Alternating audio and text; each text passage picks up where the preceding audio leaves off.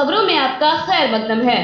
ناظرین، آج ہم آپ کو قبر عذاب کے ایک واقعے کے بارے میں بتانے جا رہے ہیں۔ بناتے ہوا کی تاریخ بڑا ہی دردناک اور گردناک ہے۔ جس کے آغوش میں پرورش پائی، اسی آغوش کو زخمی کیا۔ جس نے بلندیوں پر پہنچایا، اسی کو پستی میں ڈالا۔ سرزمین عرب میں ایام جاہلیت میں خواتین کی جو قدر و قیمت تھی، اس کا اندازہ ایک عرب شاعر کے ان خیالات سے لگایا جا سکتا ہے کہ لڑکیوں کو دفن کرنا ہی سب سے بڑی فضیلت ہے موت عورت کے حق میں عزیز ترین مہمان ہے۔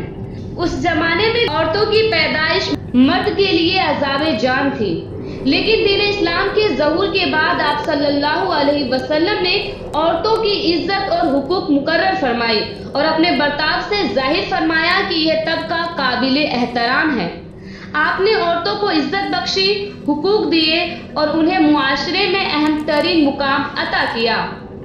لیکن آج کل عورتوں نے اپنی حالت بد سے بدتر کر لی ہے، اپنی عزت کا خیال کرنا چھوڑ دیا ہے، جسموں کی نمائش معیوب نہیں رہی، جبکہ ایسی عورتوں کے لیے اللہ تعالیٰ کی طرف سے بڑا ہی دردناک عذاب ہے۔ آج کی ویڈیو میں ہم آپ کو ایک ایسا ہی واقعہ بتانے جا رہے ہیں جو پاکستان کے خوبصورت علاقے گلگت بالتستان کے قبرستان سے ہے۔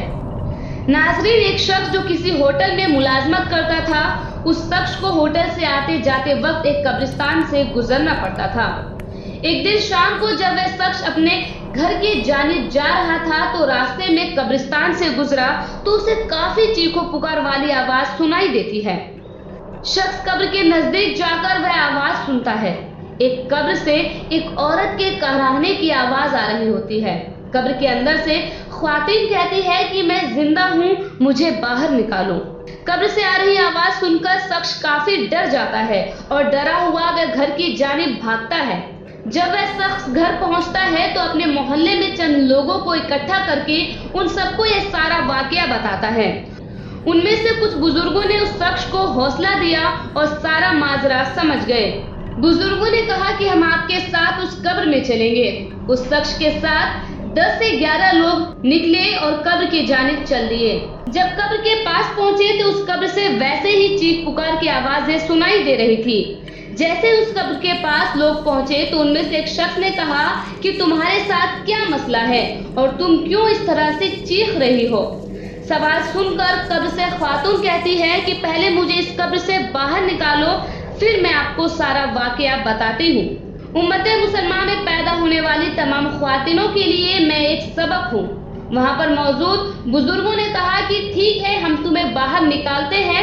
تو قبر سے پھر آواز آئی کہ پہلے مجھے کچھ پرانے کپڑے لا کر دیں۔ بزرگوں نے ویسا ہی کیا اور کچھ پرانے کپڑے لے کر آئے۔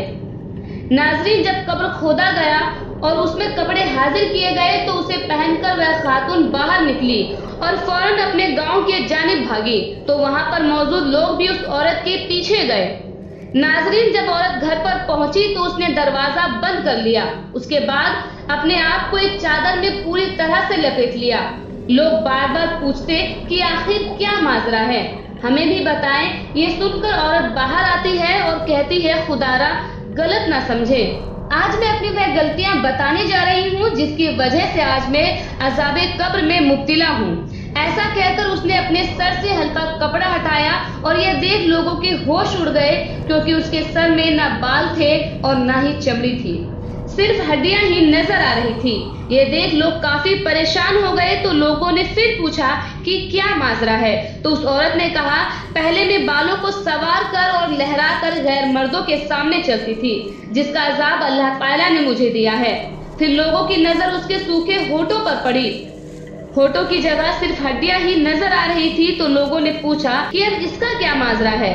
اس عورت نے کہا کہ میں غیر مرد کے سامنے لپسٹک لگا کر گھومتی تھی جس کا عذاب خدا نے دیا ہے۔ عورت کی بات سنتے سنتے لوگوں کی نظر اس کی پیروں پر پڑی، پیروں پر نہ ہی انگلیاں تھی اور نہ ہی کھال۔ پھر لوگوں نے پوچھا کہ اس کا کیا ماجرا ہے۔ پھر عورت نے جواب دیا کہ میں غیر مردوں کے سامنے ننگے پیر گھومتی تھی جس کا یہ عذاب مجھ پر نازل ہوا۔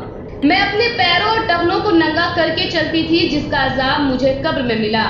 اس لیے میں اپنی ماں اور بہنوں کو کہنا چاہتی ہوں کہ جب بھی اپنے گھر سے نکلے تو اپنے آپ کو ڈھک کر نکلے، اپنے جسم کو غیر مرہم لوگوں کے سامنے ننگا نہ رکھے اور بے پردہ گھر سے نہ نکلے، کیونکہ بے پردہ عورتوں پر خدا کا بہت ہی خطرناک اور دردناک عذاب نازل ہوتا ہے۔ اور اتنا کہتے ہی وہ پھر سے مر گئی۔ ناظرین، آج کی اس پیشکش میں بس اتنا ہی۔ ویڈیو کو پسند آنے پر لائک اور شیئر کرنا نہ بھولے۔ خدا ہمیں اور ہماری ماں بہنوں کو پردہ نشین رہنے کی توفیق عطا فرمائے۔ آمین۔ خدا حافظ۔